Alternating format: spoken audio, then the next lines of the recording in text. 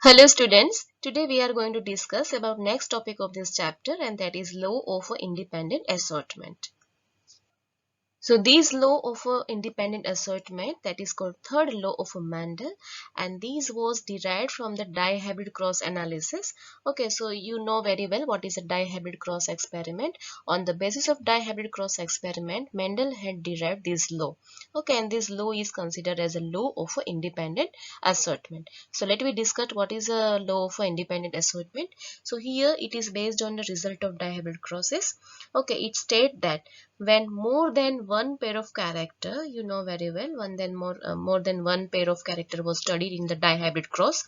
Okay, and are involved in a cross, whenever more than one pair of characters are involved in a cross, factor pairs independently segregate. Okay, this factor pair will be independently segregated. It is not defined that which one will get into which gamete. Okay, so factor pairs independently segregate from the one other pair of a character. It is not depend on other pair of a character. Both are independently segregated. So this is the law of independent assortment. You must remember this law of independent assortment. It states that whenever more than one pair of characters are there, you know very well that is based on dihybrid cross, and that's why in the dihybrid cross one then more character is there. Okay, so involved in a cross, at that time factor pair, suppose this is a factor pair 1 you can see here, and this is a factor pair 2. So these both pair well independently segregated. So it is not depend to each other. One will get inside this, one will get inside this independently. These two are independently segregated. Okay, so this is called law of independent assortment. So now let me summarize all three laws of a Mendel. Okay, so you know very well who was a Mendel. Mendel was a humble monk, a part-time scientist who founded the entire discipline of genetics, and that's why this Gregor Mendel was considered as a father of genetics. Okay, and he had carried out some genetical inheritance experiment and boiled down three simple concepts put forth by the Mendel. Okay, so you know very well these two laws was given by the Mendel on the basis of monohybrid cross experiment. Okay, and that's third one which we have discussed today. Okay, this law is given on the basis of dihybrid cross experiment.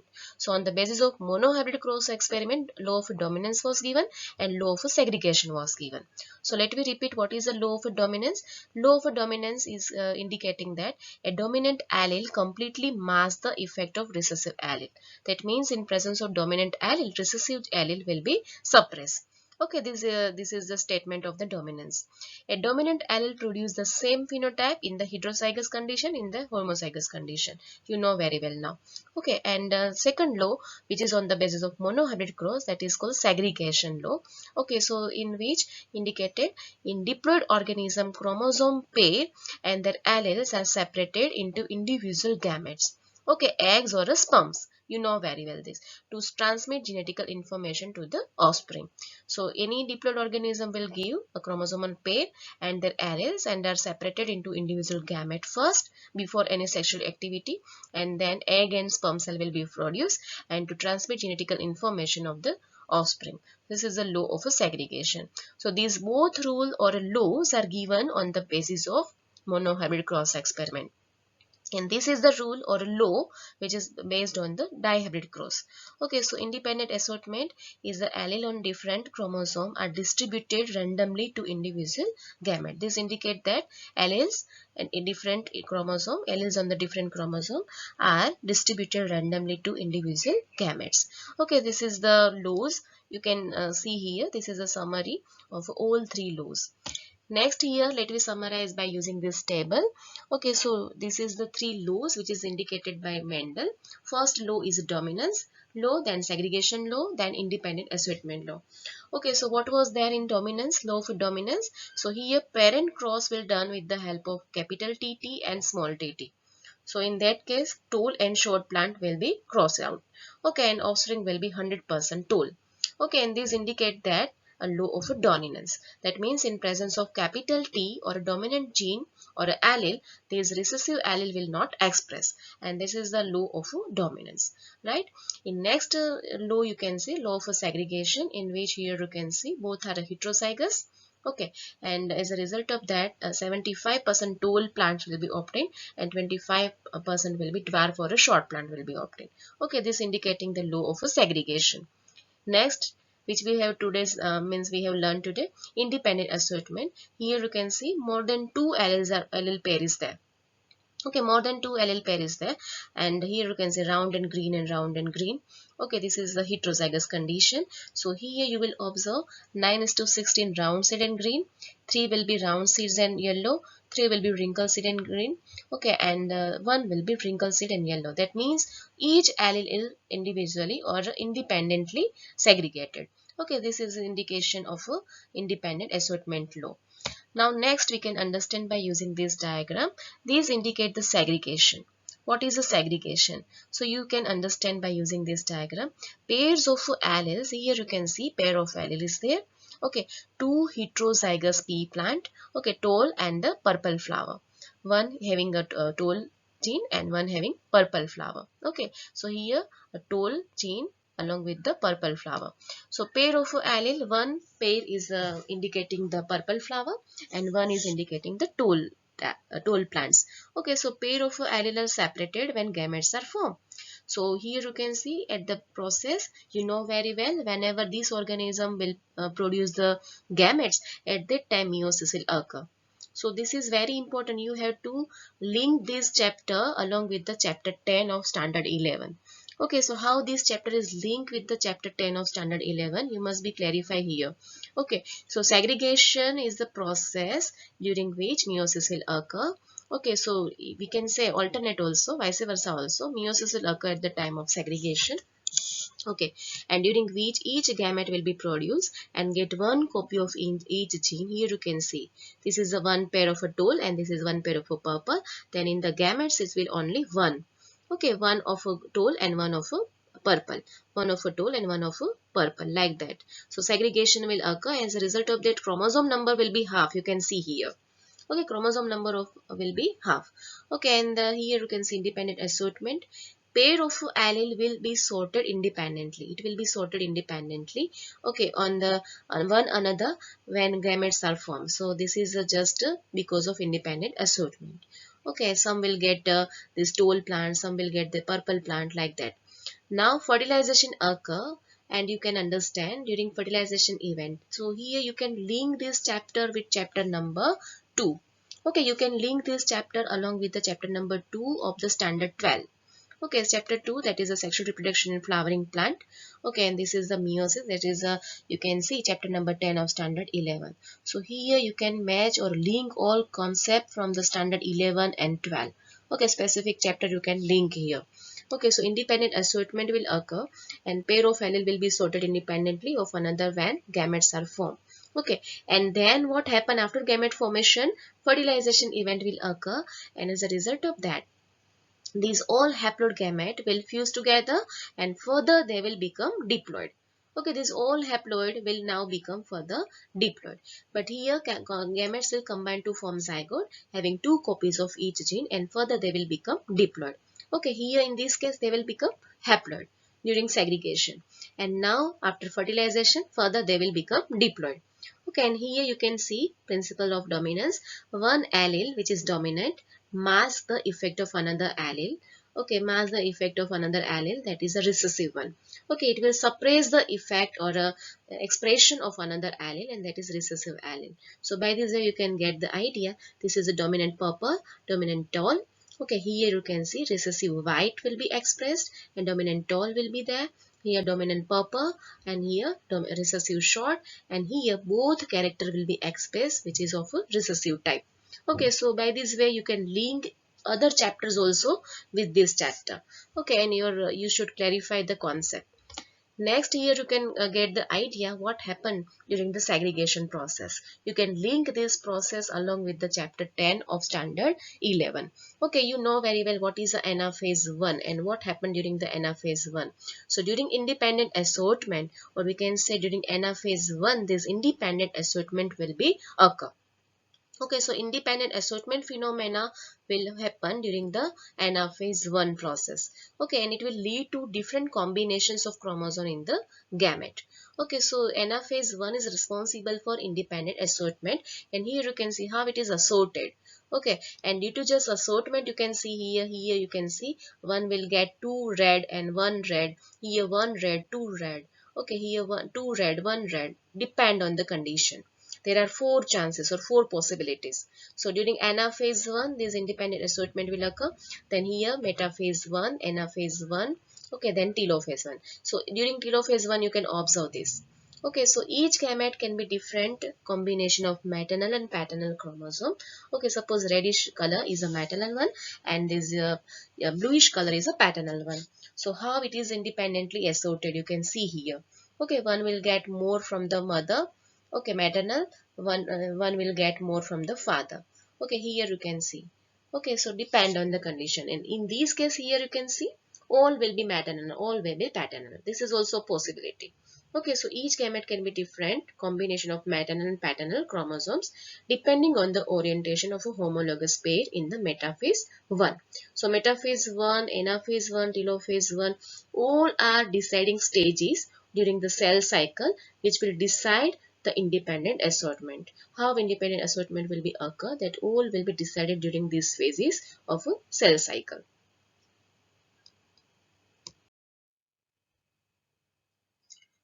So now let me summarize all three laws. Okay, so first law is a law of dominance which is derived from monohybrid cross experiment, which indicate that the laws of dominance state that expression of only one of the forms of the parental trait in the F1 hybrid, that means F1 generation always display only one of the parent trait. Okay, that is a dominant one. Second law, which is derived from the monohybrid cross experiment, is a law of segregation, and that is the law of segregation state that for any trait, each pair of allele of a gene split and one gene passes from each parent of the offspring. This is the law of segregation. Okay, these both are derived from the monohybrid cross experiment.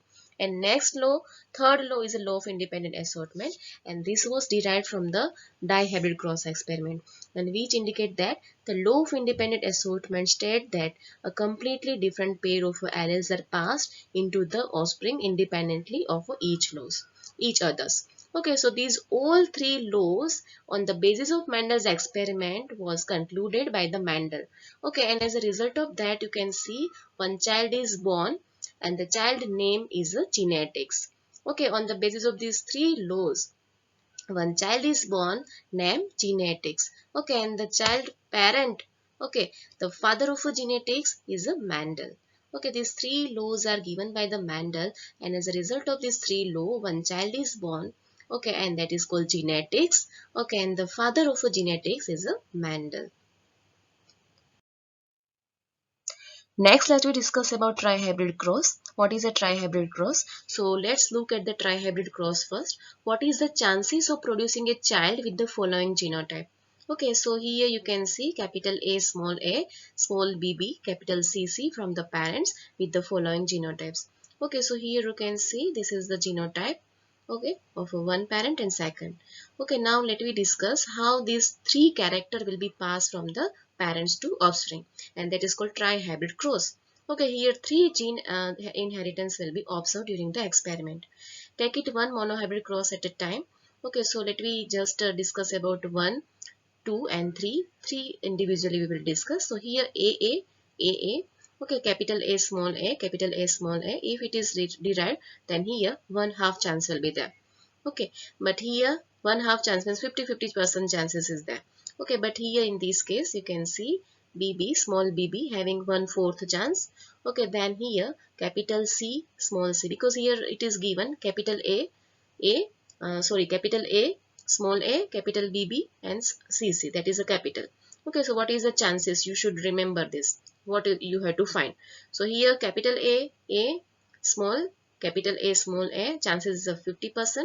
Then here chances is a 1/4 percentage. Then capital C, small c, capital C, small c, having chances of CC 1/4.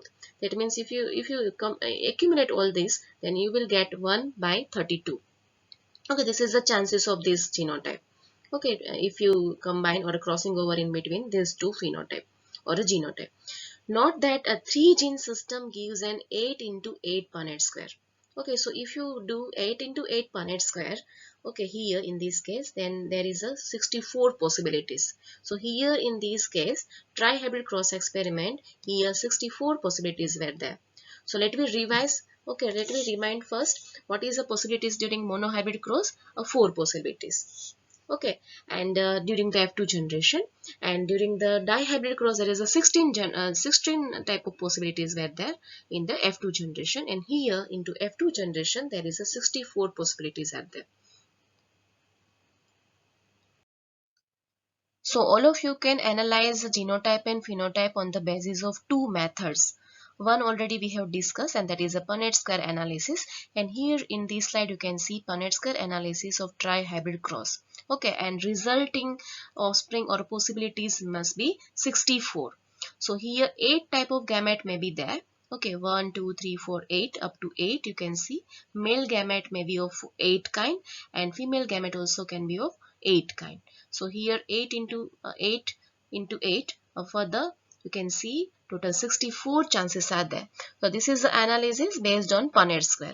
Okay, next method let we discuss today, that is you can see here fork line method. This is called fork line method. If you don't want to do any Punnett square analysis, then you can do this method if you like this. Okay, whatever is easy for you, you can apply. Okay, so this is a fork line method. Let me discuss about fork line method today. So if you want to analyze F2 generation in any hybrid cross, whether it is monohybrid, whether it is a dihybrid or a trihybrid or more than that also. Okay, so at that time what should you do? You should just write down a possible gamete formation. Okay, so here suppose gamete formation may be of A or A. Here gamete may be B or B. Gamete may be have C or C. This is a possible alleles.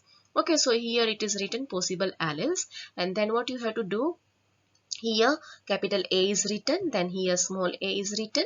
Okay, then capital A, further here two chances. So this you have to apply this with this two, and you have to apply this also with this two. Okay, and further here CC having these two chances. So you must apply this one with this two, this one is this two, this one with this two, okay, and this one with this two. So by this way, without any Punnett square analysis, you can get the idea about genotype and phenotype. Okay, so let me see how it is working. So further here you have done this 4-line method. Okay, so 4-line method you have drawn. Okay, then how you can analyze? Here you have to take the A, then here you should take the B, here C. So A, B and C, these all are capital, and this is the result you can see, A, B, C. Okay, this is the genotype you can see. Then the next possibility is A, you should take A from this, B from this and C from this. Once you have taken from this, now you have to take from this. Okay, so A, B and C, this is the chances, possibilities. Okay, and further now you have to take this A with this B. Okay, and this B once with this C and once with this C, and as a result of that you will get this type of here you can see A, B, capital A, small b, capital C. Okay, then further you will get capital A, small b and small c. So this both you will get. Okay, so you have to take from this, one from this, one from this and one from this, like this. So this is all four possibilities. Now further, in this case also you can do repeat same. A will be taken from here, B will be taken from here, C will be taken from here. So small a, capital B, C, capital C. So this is the chances. Further, this A will be taken from here, B will be taken from here, but now it will be combined with this C, not with this C. Once you have already done with this, so now you have to take this C. So as a result, you can see this combination. Okay, further this A will be combined with this B and this C and this C, and you will get this. So all you can see here, all type of combined proportion possibilities, you will get this. Okay, so by this way also you can analyze genotype and phenotype. Whatever method you get the easy, okay, means you feel whatever method is easy you can apply, and our ultimate goal is to analyze the genotype and phenotype. Any method, from out of any method you can analyze. So now in this slide you can see some important hints. Okay, how we can solve tri-hybrid cross or related genotype and phenotype related questions. Okay, so here whenever tri-hybrid cross is given, three pair of traits will be there and you have to assort them independently, such as WW or this one. Okay, for any pair, F2 phenotype ratio will be 3:1. And for any two pair, if one pair you taken, then 3:1. If two pair you taken, then 9:3:1. Okay, then here rules of independent segregation you have to apply, and independent assortment still apply here. Okay, then for all three pair, F2 phenotype ratio will have 27, 9:9:9:3:3:3:1. This is the phenotypic ratio which is found in the tri-hybrid cross experiment. Okay, so formula you can apply for the phenotype is 2:n. Here n is indicating the number of genes. So here tri-hybrid, then 3 genes are responsible. Then you have to take the 2:3. Okay, so you will get the phenotypic ratio. Then if you want to get the genotypic ratio, then here you can see each pair of genetic element WWGG. Okay, it will yield the 1:2:1 genotypic ratio, right? According to monohybrid cross. And further, if two pair is there, it will yield this one. Okay, if three pair is there, then this will be elongated like this. Okay, and formula for genotype, getting the genotype is 3:n. Here also n is indicating the number of genes. Okay, so here 3:3. So by this way you can get the idea how much you can see the proportion. Okay, here also and here also. So which formula you should apply, you should notice. If you want to judge the phenotype, then 2:n. And if you want to judge the genotype, then 3:n. So now let me discuss two example. Okay, so here you can see tri-hybrid cross is given. Okay, so here two possible gametes for the A. You can see small a and capital A, right? The two possible gamete will be there. Two possibilities for B also, because here capital B, small b. So here also two possibilities, and two possibilities for C. Okay, capital C and the small c. So here total number of possibility for the gamete is 8. So possible phenotype will be 2:n. That means 8 gamete. Okay, and here a genotype you will get, here you will get the genotype 3:n. So genotype, if you want to find the genotype, then you have to raise the 3:n. Okay, and that is a you can see 3:3, that is a 27 genotype you will get. Okay, and here you will get the number of gametes 2:n. Okay, that is indicating the phenotype. And further here you can see this is the combination of a tri-hybrid cross. Here one possibility for A phenotype, right? Because here both are similar. Here two possibilities for the B, one possibility for the C.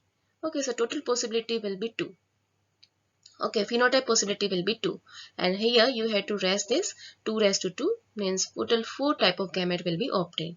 Okay, and here n is equal to 2 possible A genotype, 3 possible B genotype, and 1 possible C genotype.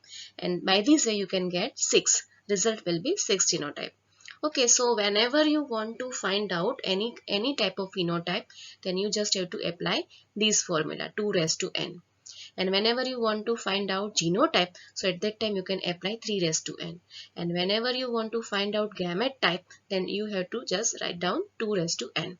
Further here you can see in this table other formulas are given. So here number of tried hybrids. So here 1 gene, 2 gene and 3 gene. Monohybrid cross, dihybrid cross and the trihybrid cross. So here type of a gamete, that is 2:n, right? So here you will get type of gametes 2, 4 and 8. 2:1, 2:2, 2:3. Okay, so gamete will be 2:n. So n is a number of genes. So here one number of genes, so 2:1. So you will get 2 type of gametes. Here 2 number of genes, so 2:2. You get 4 type of gamete. Here 3 genes are there, so you have to do 2:3. So you will get 3 type of gamete like this. Okay, so on the application of this type of formula, you will easily get the idea what is a genotype and phenotype. Further here, number of zygote or offspring or a gamete. So you just have to write down a square of a gamete. Okay, so if you get type of a gamete 2, types of gametes are 2, then you have to just write down 2:2, 4. Okay, so here number of offspring, here 4:2. Okay, then 16. Here 8:2, 64. So here possible outcome will have 4 number of offspring, here 16 and here 64. So accordingly you can do for the tri, tetra, penta like that. Okay, so this is the thumb rule. You can apply for any number of genes. Okay, so here phenotype, if you want to find out phenotype, then you have to do 2 raised to n. So here 2 raised to n 2, 2 raised to 2 is 4, 2 raised to 3 is 8, like that. Number of genotype here 3 raised to n. So here number of gene is a 1, so you have to do 3 raised to 1. So you will get 3 type of genotype. Here 3 raised to 2, number of gene is a 2, so you have to do 3 raised to 2, and that is you can see, okay, 9 number of genotype will be present, and here number of gene is a 3, so you have to do 3 raised to 3, and you will get 27, like this. Phenotypic ratio you can get by this formula. 3 is to 1 is a normal phenotype. Okay, then here you have to just rest down this one. 3 is to 1 above means whole raised to square, then here whole raised to cube. Okay, 3 is to 1 whole raised to cube, and then you have to release that. Here genotypic ratio 1 is to 2 is to 1, then you have to do here whole raised to square, whole raised to cube, like this. So by this way, by using these formulas, this is very important, and you have to notice all these formula. Okay, so you can easily solve the problems of a genotype or a phenotype. So now I am giving you one activity on the basis of our lecture. So you have to prepare Punnett square or fork line analysis, whatever you like. Okay, whatever is easy for you, you do it. So you have to do prepare a Punnett square or a fork line analysis, and this is, you can see the combination or a cross. Okay, this is a tetra hybrid cross. Okay, 4 gene I have taken here. So you have to do Punnett square analysis, fork line analysis. Okay, and you have to write down genotypic and phenotypic ratio on the basis of this analysis. Whatever analysis you do, just write down your genotypic and phenotypic ratio in a comment.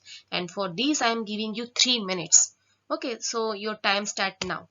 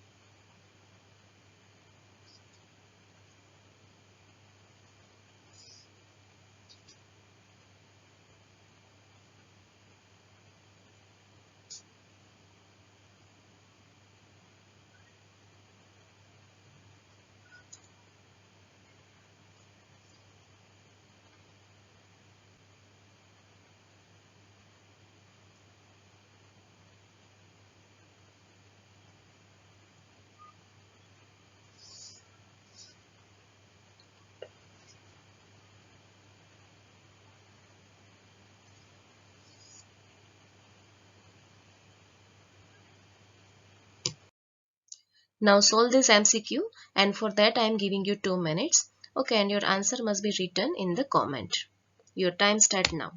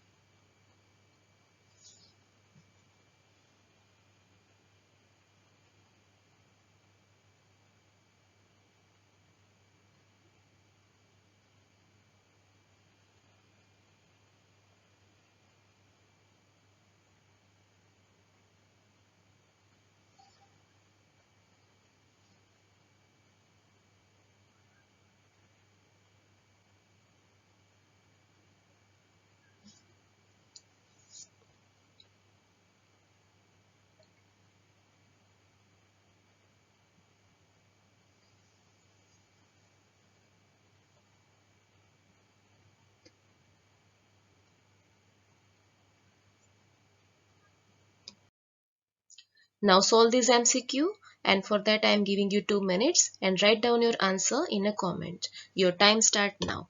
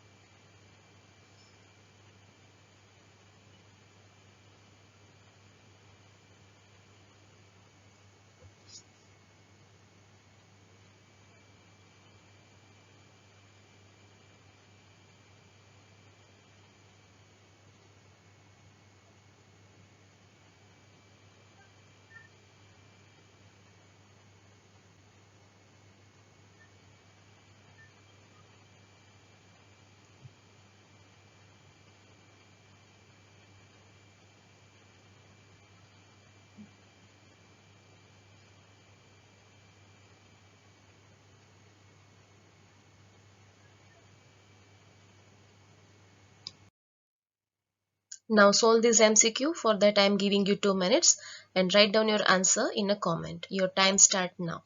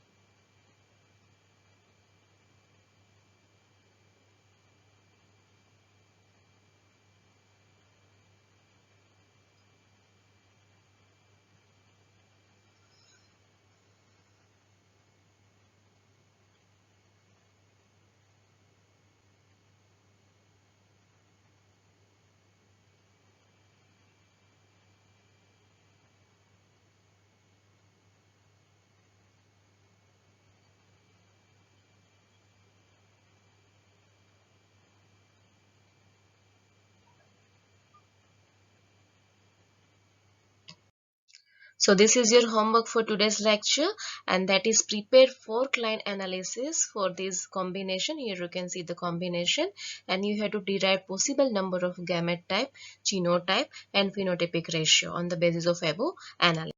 In next lecture, we will have chapter 5 MCQ test 3 on the basis of previous lectures. Okay, so be well prepared. Until that, goodbye.